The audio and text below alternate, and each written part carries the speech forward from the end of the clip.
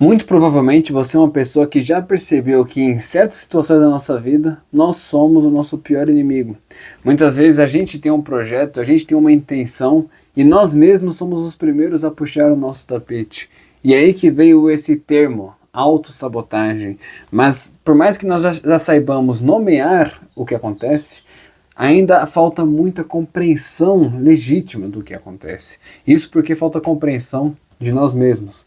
Então, eu como psicólogo quero te ajudar a compreender melhor como a sua psique funciona e fica comigo nesse vídeo porque no final não só você vai ter compreendido melhor, como também eu vou te entregar ferramentas para que você consiga dissolver essas dinâmicas automáticas que acontecem de autossabotagem e integrar tudo que está separado em você em um todo maior que te permita agir em uníssono com as suas intenções e não mais em conflito com as suas intenções. Então, meu nome é Henry Wolf, eu sou psicólogo e palestrante e seja bem-vindo ao meu canal. Não esqueça de deixar seu like para que esse conteúdo possa alcançar mais pessoas que também podem se beneficiar em parar de ser os seus próprios sabotadores. Uma coisa que é muito importante que você entenda antes da gente entrar nas ferramentas é que a nossa psique não é uma coisa unitiva. A nossa psique é uma verdadeira pluralidade de diversos elementos distintos e até mesmo autônomos. O que eu quero dizer com isso? Nós temos várias partes dentro de nós que trabalham com uma vontade e um ritmo e uma função própria. E isso não é uma coisa muito absurda de outro mundo, é só a gente olhar o nosso corpo. Agora mesmo você tem 2 pulmões, você tem um fígado, tem a bexiga e cada um deles estão trabalhando de uma forma específica, autônoma, que você nem está ciente de como estão trabalhando, ou sequer de que estão trabalhando.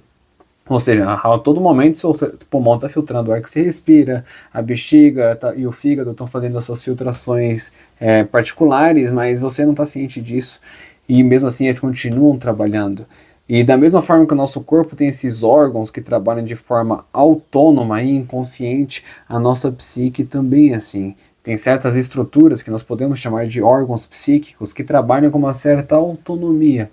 E da mesma forma que o seu fígado, por exemplo, pode ficar enfermo, ou então o seu pâncreas e começar a secretar mais ou menos insulina do que deve, trazendo uma desordem para a saúde do corpo, também existem partes da nossa psique que são autônomas, mas que podem entrar em desequilíbrio, trabalhando em um excesso ou em uma falta que prejudica a nossa totalidade psicológica ou a nossa vida, trazendo disfuncionalidade, né?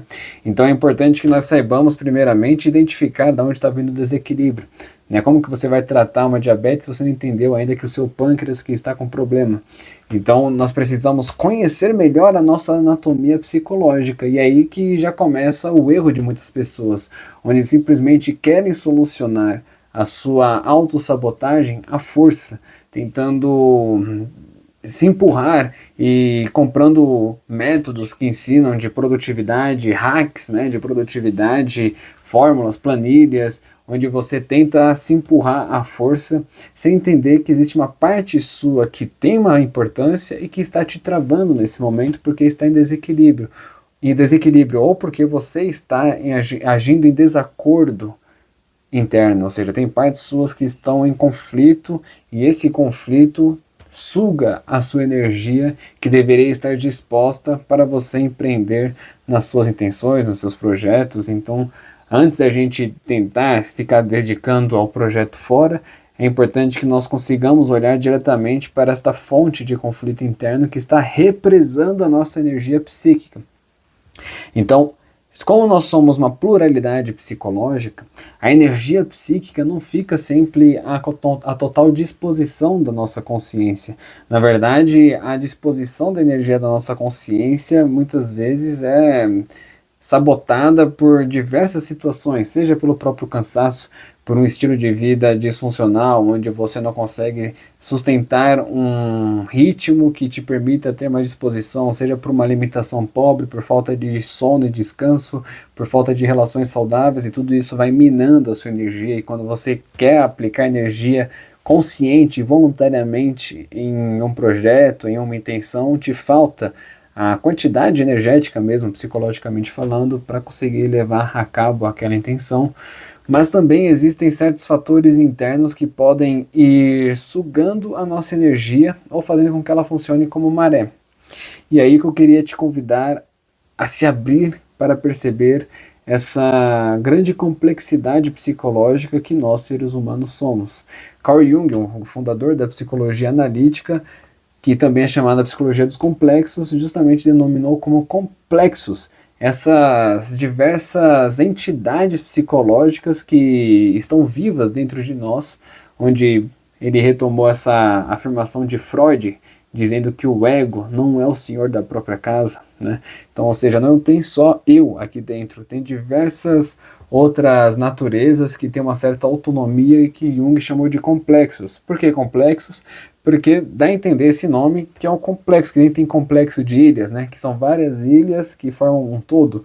Então, esses complexos também são vários pensamentos, opiniões, crenças, emoções, experiências, memórias, formando um todo que funciona de uma forma autônoma e que tem como núcleo um afeto arquetípico.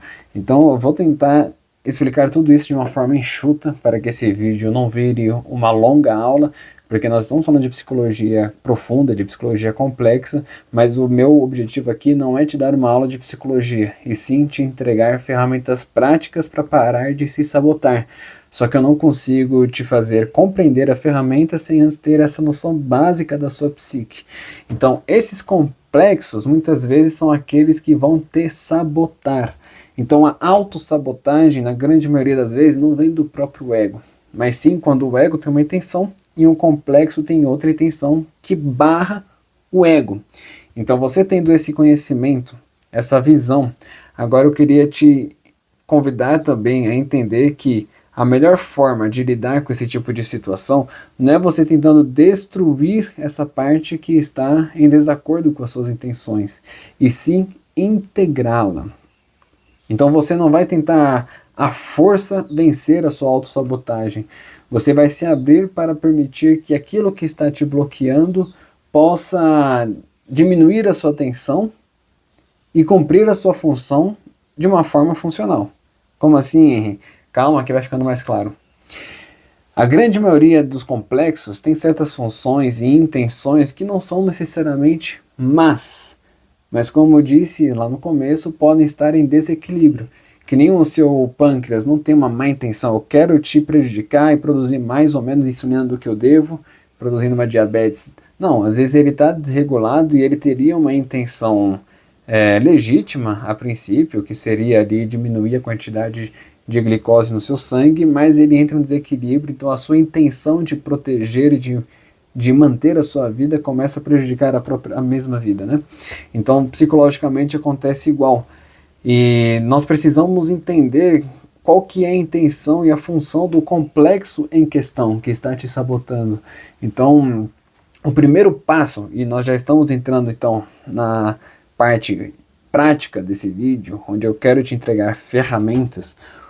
A ferramenta psicológica que eu quero te ensinar hoje começa por: o primeiro passo é você nomear o personagem que está te bloqueando.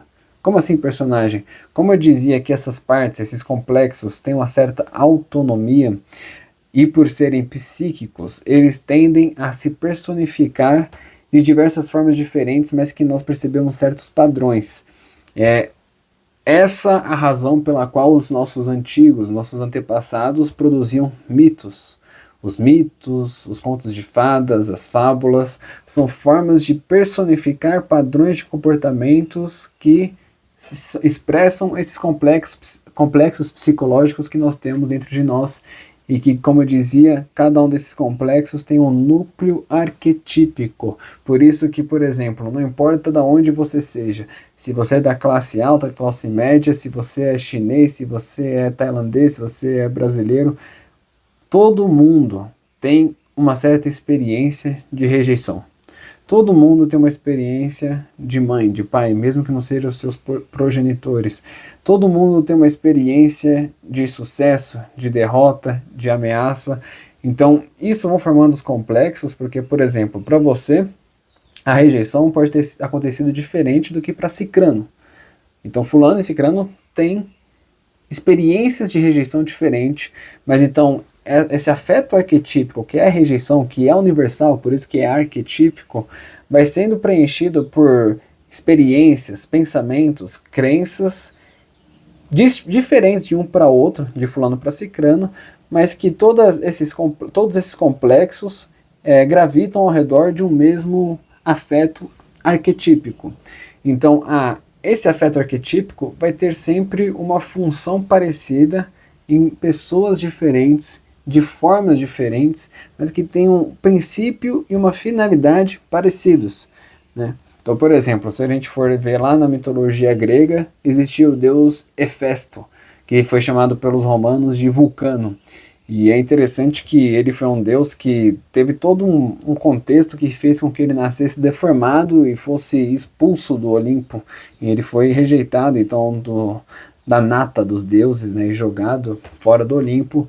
E essa rejeição movia ele a buscar uma certa validação, admiração, onde ele produzia as melhores armas dos deuses, as melhores ferramentas. Ele era um grande artesão que fazia na sua forja as melhores espadas, os melhores escudos, as melhores armaduras que tinham poderes mágicos, e sempre tentando agradar aqueles deuses que lhe expulsaram no início da sua vida. É interessante porque, se a gente for perceber esse mito, ele é todo um contexto ou uma narrativa que gravita ao redor de um afeto arquetípico chamado rejeição. Então, é assim que nós psicólogos interpretamos os mitos, e a gente consegue então, a partir dessa narrativa, perceber quais são as causas e as finalidades buscadas por certo afeto que é universal, ou seja, a tendência que ele busca em cada uma das pessoas. Em palavras práticas, uma pessoa que foi rejeitada, ela vai buscar das duas uma. Ou ela vai buscar sempre compensar essa rejeição, garantindo uma validação dos outros, então se esforçando para ter uma performance que desperte uma admiração nos outros e isso garanta a sua inclusão, né, para lhe tirar dessa rejeição. Ou a outra possibilidade de comportamento que pode vir desse núcleo de rejeição é a pessoa sempre estar tentando não ser rejeitada e já se sentindo rejeitada, mesmo que ela não esteja sendo necessariamente, na prática, rejeitada. Então, se você não olha para a pessoa e sorri, dá um bom dia, ela já acha que você não gosta dela e ela já começa a reviver este afeto de rejeição, mesmo que a pessoa em si não estava necessariamente lhe rejeitando. E por que eu estou falando tudo isso? Porque quando você quer fazer alguma coisa, uma outra parte sua te bloqueia, essa outra parte é um complexo, que é um personagem que tem então as suas razões de existir e as suas finalidades, ou seja, não é uma coisa que você tem que eliminar, mas você tem que compreender o que ele está tentando te proporcionar ou te salvar, te resguardar, né? Por exemplo, então você percebe que você tem uma intenção de levar a cabo um projeto que você tem, de se desenvolver profissionalmente. Mas tem uma parte sua que teme a vulnerabilidade, a exposição, chamar a atenção. Porque pode ser que quando você era criança, você ouviu muito da sua família ou de pessoas que eram próximas, que aqueles que se destacavam eram vaidosos, eram negativos, eram moralmente incorretos, ou então que isso atraía maus ventos, né, e azar, ou então que você ia estar atraindo uma realidade familiar que você inconscientemente se compactua, então que você não pode sair dessa realidade para buscar uma melhor, porque isso seria como que trair, e se você trai aquele em seu grupo, você é rejeitado, e se você é rejeitado, você fica só, e se você fica só, você tem menos chances de sobreviver. Ou seja, no final das contas, percebe como esse lado seu, que está tentando te proteger do seu próprio sucesso, está tentando evitar que você morra, né? Então é um órgão psicológico que está tentando garantir a sua sobrevivência, mas enquanto você não percebe isso, você só vai ficar lutando contra ele, sendo que você podia aplicar essa ferramenta que começa por nomear o personagem. Então pode ser o controlador, ou perfeccionista, ou então pode ser que você esteja lidando com o medroso, ou aquele agradador que quer sempre agradar os outros. por que é interessante você nomear como se fosse um personagem? Porque quando a gente consegue personificar algo, a gente tem mais condições de compreender este algo. E aí você conseguindo então personificar, porque ao mesmo tempo que está em você, não é você, né? Ele tem uma certa autonomia, você sabe que aquilo não é perigoso, mas mesmo assim aquela outra parte sua te protege. Então é como se não fosse você, você não é senhor da sua própria casa. Mas a partir do momento que você consegue personificar isso, por exemplo, é o agradador que não quer me deixar levar à execução isso que eu estou tentando fazer, que está me sabotando. Por quê? Porque ele pensa que eu vou desagradar fulano, cicrano, a minha família, os meus amigos, enfim. Ou então é o controlador que pensa que você vai entrar num terreno desconhecido e as suas condições de manter o controle vão diminuir, isso pode ser perigoso. Então você conseguir nomear é o primeiro passo que vai te possibilitar lidar com aquilo de uma forma melhor do que simplesmente lutar contra. E aí o segundo passo é você então, a partir dessa nomeação, dessa identificação, você refletir para compreender do que essa parte sua está tentando te proteger. Seja da rejeição, como eu dei no exemplo, seja das ameaças da falta de controle do desconhecido, ou seja, garantir que os outros ainda gostem de você, ou seja, o anonimato, você não ser exposto, não ser percebido. Tente perceber do que ele está tentando te proteger. Se é necessário fazer perguntas, porque às vezes quando a gente faz pergunta, a resposta vem.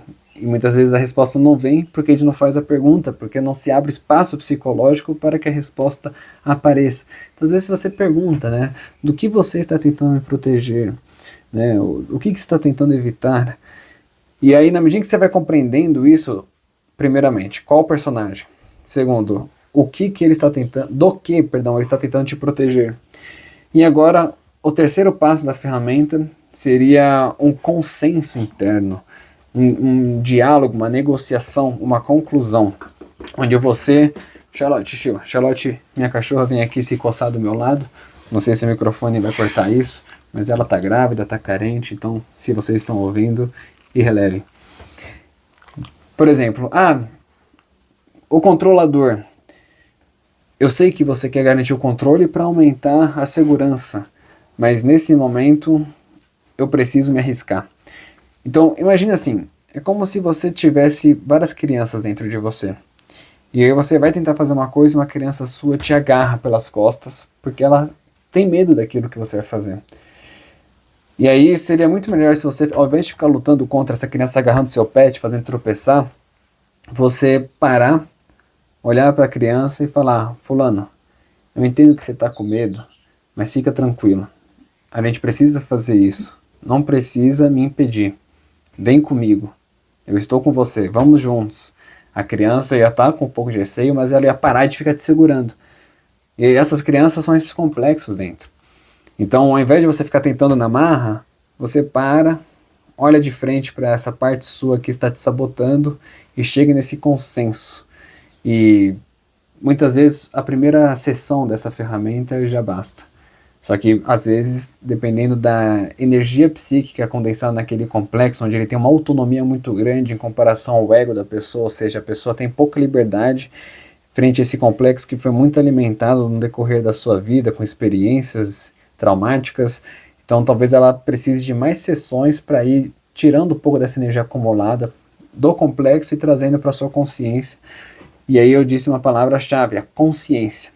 Não tem como ser na força, você tem que se conscientizar desse complexo, porque na medida em que esses complexos, ou esses personagens, continuam no nosso inconsciente, ou seja, na medida em que naquele exemplo você está tentando andar para frente sem olhar para a criança que está te segurando, travando o seu pé e você caindo e você não entende o que está acontecendo, você ignora que tem crianças ali te atrapalhando, você tenta de novo, elas vão te segurar, fazer força, vai ser muito mais difícil e talvez você nunca consiga.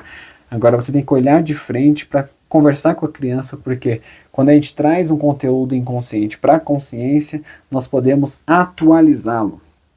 Então isso é uma outra noção da psicologia que você precisa entender para ter mais qualidade de vida. Tudo aquilo que permanece no seu inconsciente se repete eternamente. Fica um padrão repetindo o início, o desenvolvimento e o fim de tragédias, comédias, etc. Então você precisa trazer para a consciência para atualizar, para se individualizar, porque como eu dizia, são padrões que têm núcleos arquetípicos, ou seja, são universais e não tem então um indivíduo vivendo a sua vida. Você está sendo vivido por emoções humanas, mas não existe um indivíduo vivendo a sua vida. É por isso que muitas vezes essa autossabotagem vem quando você tenta viver a sua vida, sair desta massa indiferenciada, coletiva, e dar um passo em direção à sua individualidade, ao seu caminho particular, e uma outra parte sua te puxa de volta para essa massa indiferenciada. Então você precisa criar essa individualidade, mas essa individualidade só pode ser criada conscientizando o que está inconsciente. De outra maneira, o que está no inconsciente sempre permanece se repetindo, e o inconsciente pessoal, que são as suas experiências, os seus traumas, as suas crenças, tem núcleos no inconsciente coletivo, que são os arquétipos.